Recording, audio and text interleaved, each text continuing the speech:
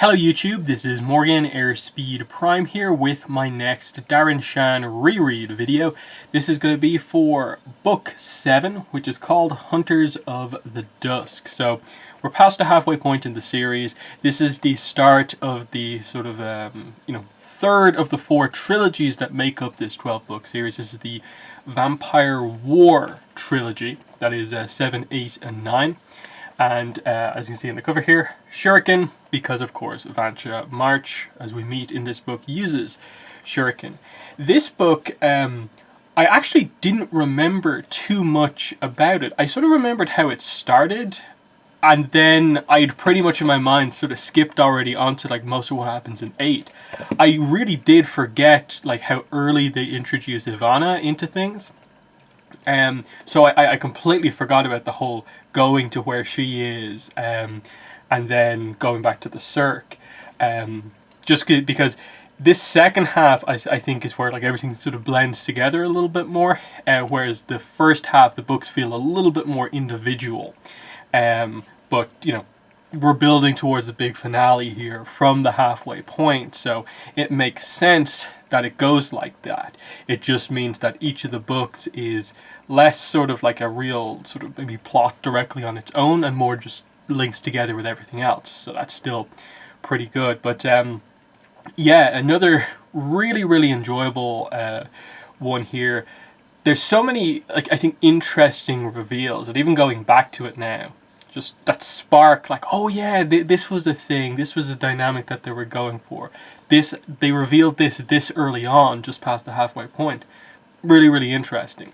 But yeah, really interesting opening on this book, and that straight away in the prologue, 6 years have passed. Darren basically starts off by saying, I've been a prince for 6 years, meaning that he's 26 now in terms of his age, which is crazy to think about. Obviously, he undergoes the purge during this book, so he actually begins to look a little bit older. That was one point I did get a little bit confused by, because as far as I'm concerned, the way that this works is that Darren ages at 1/5 the rate of a human. And he's basically been a half vampire now for 15 years. He was blooded at 12, so he should already look physically like he's about 15. But it's only after he undergoes the purge, the first section of the purge, that it's stated in the book that he now looks like he's 15 or 16. So I'm not sure if they were just trying to get across that maybe like Darren in his normal growth, restricted by being a vampire, is just like a little bit behind, and so the purge sort of gets him back to where he should be, or if it was just meant to be more of the case that like he already looks that way and the purge is meant to make him more like 17, 18. If I remember correctly, the purge happens again, and he once again has another growth spurt. I don't remember exactly when that happens, but I just was a little bit confused reading that, where I was like, wait, shouldn't he already look like he's 15 already? But you know, it's a relatively minor point over the course of the book. But yeah, it's cool to see him just, you know, he's been a prince for a while now and just knows what to do. He has a good relationship with Paris, Skyle, and stuff like that. That those are the 2 princes basically who are in the mountain throughout all of this, because Mika and Arrow and so on are, you know, out participating in the War of the Scars. So Darren, as the young prince, has to learn while being here, and then Paris, being so old, also has to stay there. So I kind of like that dynamic, that Darren actually knows what to do now and has sort of become somewhat respected because he's been a vampire for a long time now. But I also like at the very beginning that they state that, in essence, it means that Mr. Krebsley has the position of Vampire Prince, because he is ultimately the one guiding Darren. And through that, it basically means Mr. Krebsley sort of has the position. And I thought that was interesting, because they get across that, you know, that means effectively Mr. Krebsley was like almost like the second in command of the vampires, more or less to a degree, in that his ideas are so good that they're only like just a little bit behind Paris as the overall like head prince, I suppose. But obviously, what really kicks the book off is the sudden appearance of Mr. Tiny, arriving at Vampire Mountain with some other little people. And so Darren is the first one to encounter him, and they quickly make their way up. Big announcement to all the vampires present, that the Lord of the Vampaneze has been blooded, which was something that we got teased with in like the last book, that the Lord of the Vampaneze hasn't been blooded yet, but it has now happened. And this suddenly puts a series of events into motion. This sets up the finale, the big kind of just dramatic series of events that Mr. Tiny has been waiting for, and obviously he takes great joy in telling the vampires that their destiny is on the line against the Vampaneze here. And I think it's written really well, because Mr. Tiny is this meddler, but he has power and no one can stop him. No one can deny him or stand up to him. So they just have to go along with what he says, and they get across this power that he's like a weird character, but if you do kind of disrespect him, he will show you his power, and that they're in the Hall of Princes, which he made for them. And Mika sort of speaks out against him a little bit, and he's just like threatens to basically, with a click of his fingers, bring the Hall of Princes, this more or less indestructible structure, down, getting across how powerful he is. But the core of what he says here is that to achieve victory, you have to kill the Lord of the Vampaneze before he's fully blooded. And to do that, you are going to have to send out a group of 3 hunters. No other vampires can interfere in this hunt. It has to be these 3 set hunters.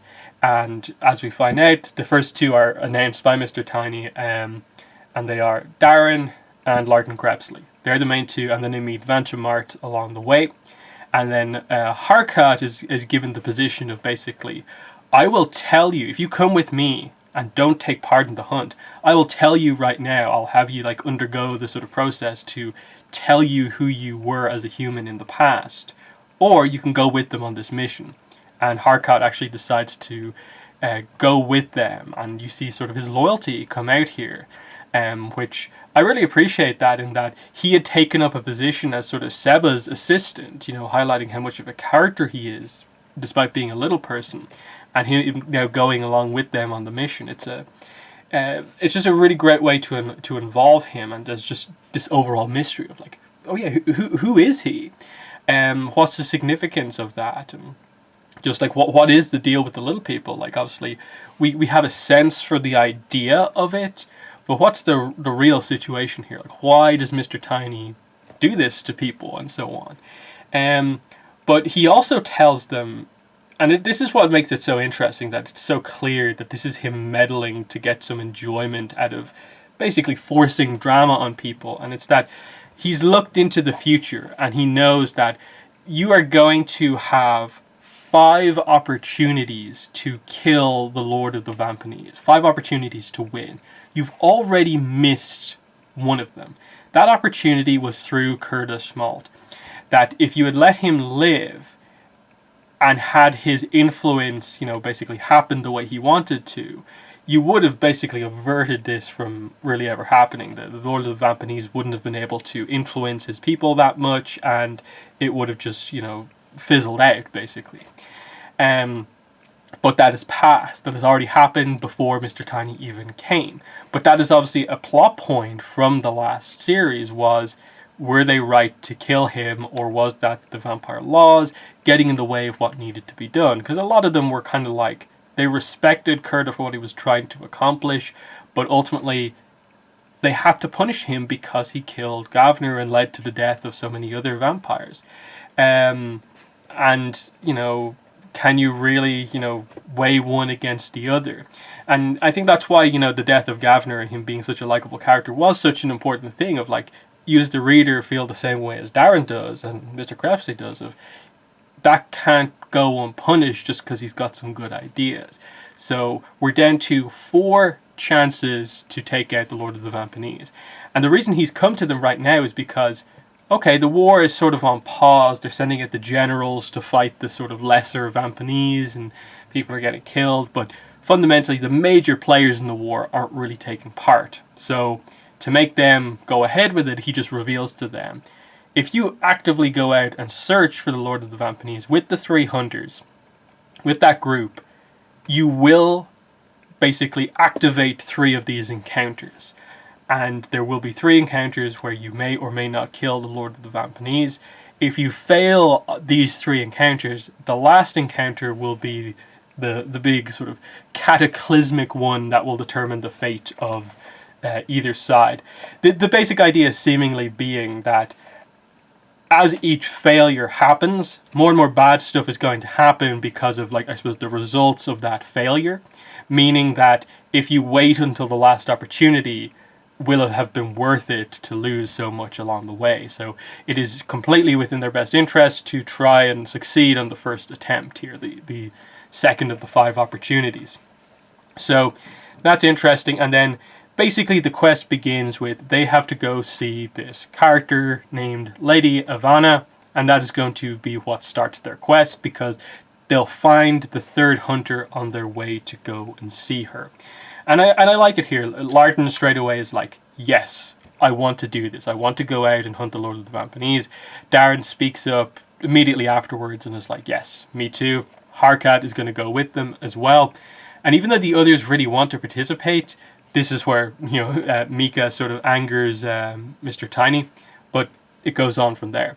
And I like this because it is Mr. Tiny just wanting to see the drama, basically, of the main characters. He doesn't really care about this large-scale war necessarily. He just wants to see some personal drama play out. So he's kind of limited the amount of characters involved in this thing and made it a lot more personal. That yes, there's a war going on between 2 whole factions, but he really only cares about a handful of people. That's where it's really interesting to him. But anyway, most of this book, and this is the section I almost completely forgot, even though I remembered like Ivana as a very important character, it was just the whole build-up and then actually like arriving there and meeting Vansha along the way. Like the whole Darren Purge thing, once I read it, I was like, oh yeah, how could I forget that this happens and it continues over the course of the books. It makes complete sense that, okay, why is Darren ultimately so stable as a half vampire? Of course there'd be some sort of situation where the vampire side of him would be like attacking the human side of him, and eventually there'd be it happens sort of by default situation that after a few goes, he just is a full vampire by default. It actually, lore-wise, I think makes complete sense. Especially with what they go into a little bit later on with the idea of Vansha being initially blooded as a Vampaneze, but then Paris being the one to sort of make him into a vampire because he wasn't fully blooded as a Vampaneze. That sort of just lore of how blooding works for both Vampaneze and vampires was actually quite cool. But yeah, we do delve into quite a bit of lore through the introduction of Ivana and what it sort of suggests about some of the other characters. Obviously, we find out that, okay, she basically is a, witch, but you're not meant to call her that. She calls herself like an enchantress, a sorcerer, and the idea is ultimately that, you have to view her as being a character along the lines of a Mr. Tiny. And they obviously, through the legend that Vansha reveals to us later, that may or may not be true, kind of reveal the where Ivana came from, and that she does have a connection to Mr. Tiny, and that Mr. Tiny sort of like made her, basically. And I don't want to spoil it if the other connection there, if anyone hasn't figured it out, but I felt like it was, reading it again, it was pretty obvious with the Ivana scene at Cirque du Freak later on what sort of a connection they were going for, even though I don't believe they make that connection until quite a few books later in terms of fully getting it across. But I talked about it, I think, in some of the earlier reviews when Mr. Tall was more heavily in play, that, like, it's sort of significant that he is the first character within the series, before Mr. Tiny's even introduced, to present sort of like magical abilities to us. And now we have three characters with these sort of magical future insight abilities to us. So that's quite interesting, and just the wolf connection in all of this is really, really interesting. Of like, this explains the connection of wolves to vampires, but also just how deep Mr. Tiny's meddling like actually goes. That he is the one responsible for sort of why vampires have the sort of like powers and also disadvantages that they have. Is like he makes them more powerful, but also he is why they have the weaknesses to sunlight and can't have children and so on. And that Ivana kind of exists to a degree as the one way for a vampire to have a child, but it's obviously up to her to make that decision. And it's kind of like, why would Mr. Tiny even like agree to that in the end? And the story of that like kind of ancient vampire, you know, really wanting to have a child and just devoting his whole life to trying to make it happen, pleading with Mr. Tiny throughout his life, and eventually it happening sort of just as he sort of dies. It sort of fits Mr. Tiny's approach that he'd sort of allowed that to happen, and that, you know, it would interest him to maybe see who, you know, what a vampire child actually goes on to sort of be and kind of look like almost. The other thing is that Harkat begins to have all of these nightmares about like dragons and so on. And through Ivana, of course, we find out that Mr. Tiny is sort of like connected to all of this, that he's like the master of dragons, that like his powers like are as crazy as we think they are, and just the idea that he can seemingly like control dragons and he can take down the Hall of Princes whenever he wants. It really does get across the extent of his power. But yeah, we meet Vancha March along the way. He's the sort of missing prince that we didn't fully delve into in the previous trilogy. He was absent for like that entire trilogy. But we find him here, and he's an interesting character in that he both has more rules than your typical vampire, but also goes against like other rules. So he's this interesting sort of rebellious character in that he's different than, say, a Kurda or even Darren, but he still has some of the same kind of more rigid rules that the vampires have, in the sense that he is really, really traditional, except when it comes to like, he refuses to use bladed weapons, like hand-to-hand weapons, but he will fight hand-to-hand, just unarmed. But he'll use shurikens to fight from a distance, which the other vampires see as sort of dishonorable. He refuses to use any sort of like human, more advanced technology of like cars, planes, trains and stuff like that, and has some very weird sort of just things of like he challenges the sun. And when they reveal that whole section of like he's been sort of training his body for like 100 years to try and last longer out in the sun, and he actually basically reveals he's made no progress. Like he says once or twice, I've like stayed out there for 80 minutes instead of an hour, but it's never worth it. Like he's never actually made progress. It just shows like that's the sort of character that he is. He is constantly trying to sort of like defy fate, defy destiny, in that when he first finds out that like, oh, the quest is from Mr. Tiny, he's kind of like, oh, I always try and do the opposite of what that guy says. But obviously over the course of this you find out that Mr. Tiny is like correct in all of his predictions, but in a way Vancha's on the right path of not trying to purposefully lean into it, because Mr. Tiny very clearly is purposefully setting the stage for a lot of the way this is going to plan out. So, you know, Vancha's idea of like trying to purposefully like go against what Mr. Tiny wants to do is sort of an interesting idea. But I like that like Mr. Krebsley and Vancha get on really well. They know each other, and just that idea of like we meet him and he has like encountered like Ivana before. Mr. Krebsley has encountered Ivana before. That like they all have their own histories to a degree. Like Vancha was blooded by Paris and all that sort of stuff. But yeah, pretty quickly after this, I suppose we get introduced to Ivana, and of course we find out that she has like basically magical abilities. She can change her appearance at will. At one point, she appears as sort of like, as Darren says, like the ugliest woman in the world.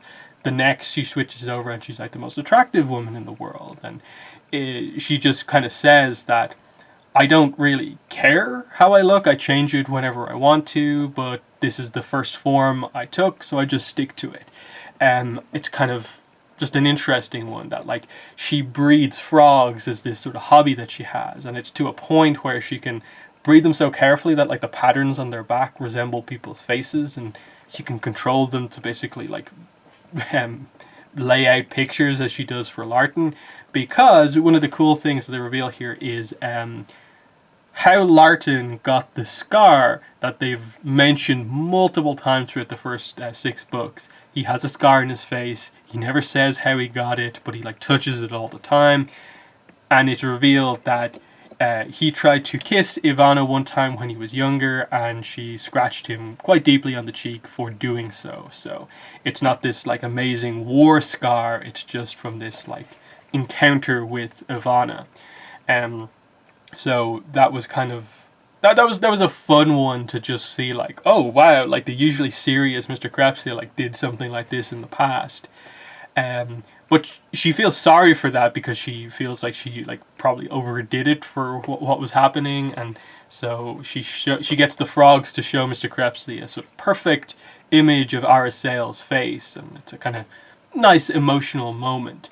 But the core, like, I suppose, result of like them meeting Ivana is just that, you know, she tells Darren specifically eventually that don't tell the others, but the situation is as follows. I've looked into the future. I've seen how this sort of plays out.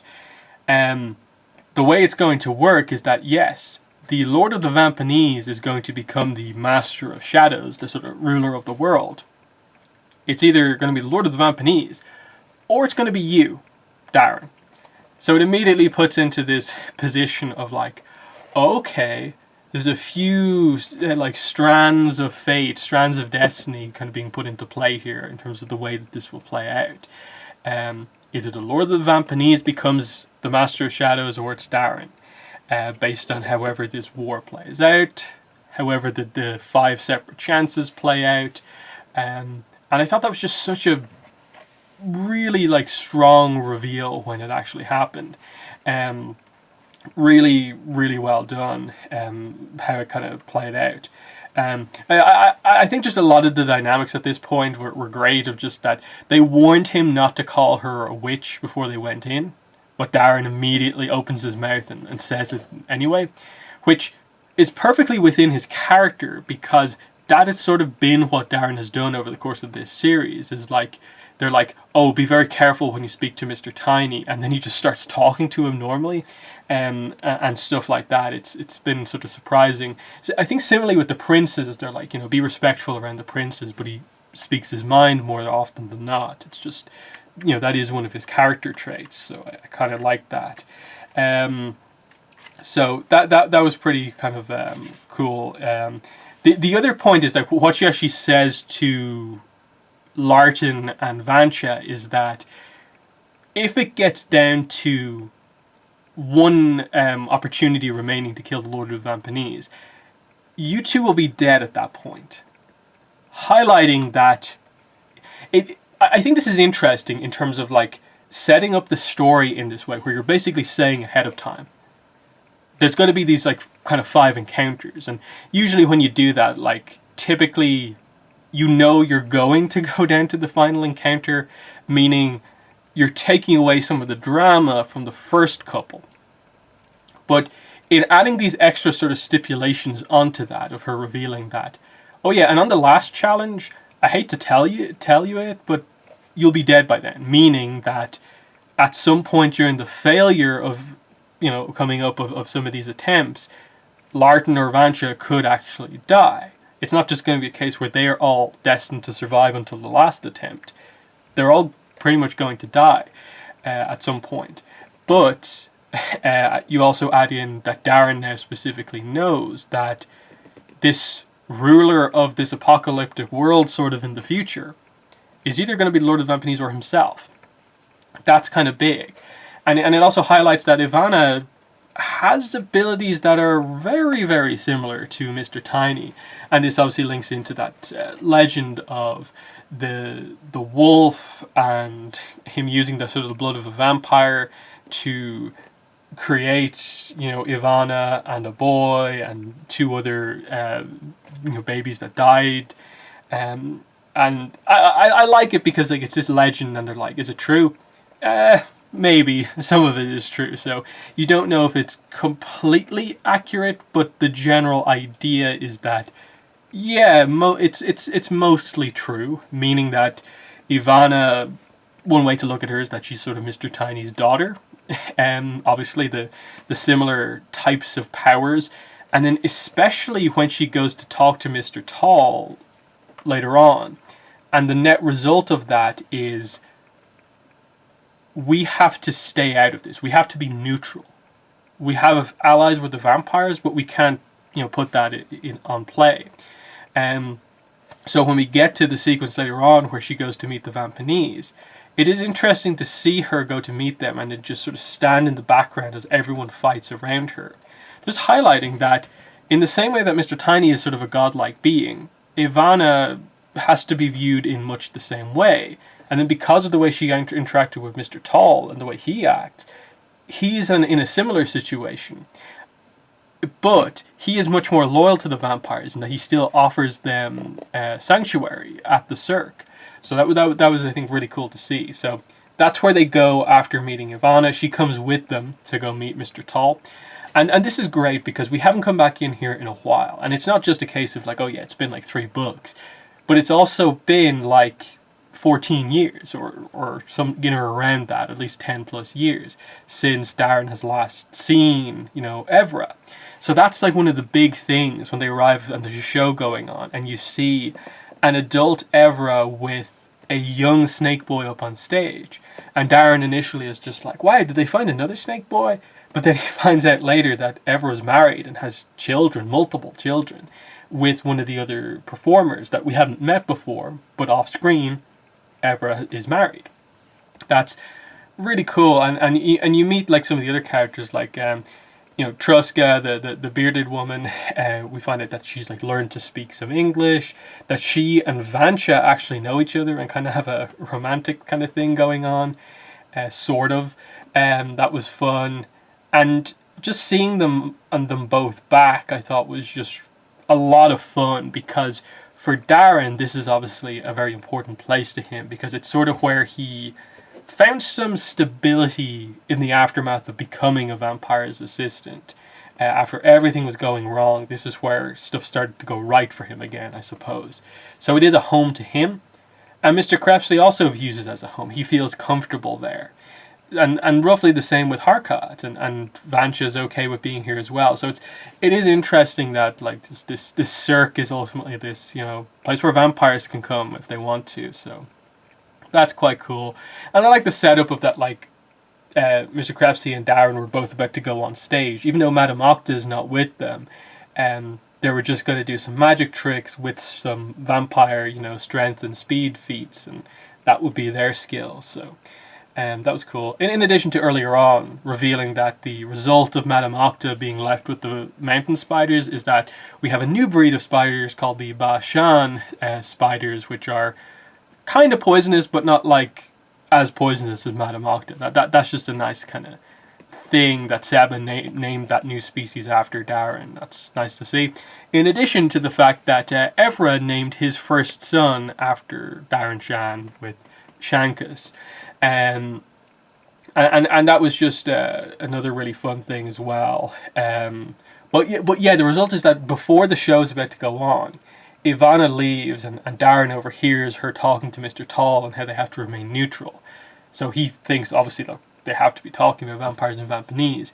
He follows her, finds out she is meeting with Vampaneze, and so we get the first of these now 4 remaining destined encounters with the Lord of the Vampaneze. They don't know it at the time, but afterwards they realize that that's what this was, and we just kind of squandered it in a way, because they take them by surprise, and even though they outnumber them quite heavily, and they take some injuries, and that, like, you know, Darren is still a half vampire, so he's still, you know, up against the odds, and to a degree going up against a lot of the full-on Vampaneze. The other thing they have here is that one of the first things the Lord of the Vampaneze has done is that, one, they've started to blood a lot more humans, but also they have humans who are like allied with them who aren't blooded, called vampets, so they don't have to follow any of the rules. And even though I don't think we saw it here, or unless I'm forgetting something, they're setting up the idea that in the future we'll see vampets with guns. So guns, which typically, because of tradition on both sides, are not a part of fighting between vampires and Vampaneze, will come into play, which is kind of interesting to see how that will actually work. We saw that earlier on, not this group, but they did ambush a group of vampets earlier in the book, so there's that. But yeah, like Darren gets his like thumb cut off, Harcourt gets injured, but they managed to kill most of the extras, leaving just sort of the main Vampaneze and then a smaller hooded figure. And obviously what happens here is that Vansha eventually, towards the end of the fight, gets the opportunity to confront these two characters, as Darren and the others are sort of like behind, you know, fending off everyone else. But Vansha suddenly goes still and seemingly just lets them run off. So the hooded figure and the other Vampaneze runs off. And his reveal here is that the reason he let them run away is because the Vampaneze was his brother, Ganin Harst, I think it is. And then he goes into the details about he and his brother were both blooded by a Vampaneze, and so they were both initially Vampaneze. His brother went along with it. Vansha didn't like it so much, so he left, and eventually it was found by Paris and blooded into a vampire. So this is sort of why Vansha has sort of similar views to Kurta with the Vampaneze and Mr. Crepsey, where they see the honourable side of them, but they fundamentally disagree with the whole killing and some of their other traditions. So I thought that was quite interesting, in that in the aftermath of this, Ivana is just kind of laughing at them, of just like, did you really think I was your ally? Of course I'm in the middle of this. I'm not meant to interfere. I gave you advice about the future, but I'm also going to give them sort of similar advice. And it is this interesting turn, because she overall seemed relatively nice, but now she's taking that sort of Mr. Tiny approach of like playing both sides. And they don't really know how to take that. And especially her laughing at the end, and then realizing that, like, wait, that was one of the opportunities. The hooded figure was the Lord of the Vampaneze, like, right here. Because I think even you as the audience at this point in time, the reader, is kind of like, there's no way one of the opportunities happens, like, right here, right now. And so it's just like, whoa, these things can happen at any point. So they have to be a bit more switched on going forward. But they now have some clues that they know if they come across Ganin Harst, the Lord of the Vampaneze is going to be nearby. The one thing I think of afterwards Ivana confirms is that Ganin Harst is sort of like the handler for the Lord of the Vampaneze. He's the main guy. He's sort of the Mr. Crepsley on the vampire side of things. So that's kind of an interesting perspective, just to have a sort of noted, named Vampaneze in charge of everything. So that's pretty cool. And yeah, it's a big reveal, kind of just like ending the book of like, yeah, they've missed one opportunity, and now they basically made the decision, okay, Vansha, you go back to Vampire Mountain, inform everyone that Ganin Harst and basically what happened, one of the opportunities has been missed, then come back to us. And Mr. Crepsley, Darren, and Harcourt are going to go ahead on their own. They don't say where they're going, but there's clear setup from earlier on in the book of Darren and Mr. Crepsley looking at maps and realizing that there's quite a lot of activity going on around the town where Mr. Crepsley is originally from, which is the same town that is from Book 3, Tunnels of Blood. So realistically, they're going to head there because there's quite a lot of vampire activity around that area. So, you know, there's at least a setup from this book about theoretically where they could go.